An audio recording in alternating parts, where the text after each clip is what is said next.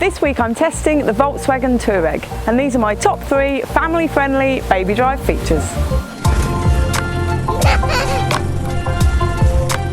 Number 1 is I can easily fit 3 child seats in the back here, forward facing and rear facing. And with rear facing we get a 180cm passenger in the front seat. Number 2 is the Touareg is packed full of family-friendly features, like these adjustable headrests that allow you to have a ponytail. The rear window blinds that mean that your rear passengers are shaded from the sun.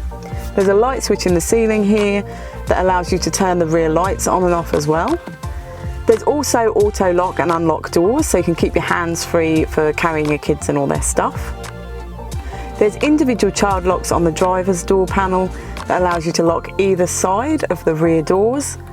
And there's also double visors in the ceiling here so that you can shield the side of your face from the sun as well. Number 3 is I can control how light or dark the cabin lights are in the front and in the back through the media screen.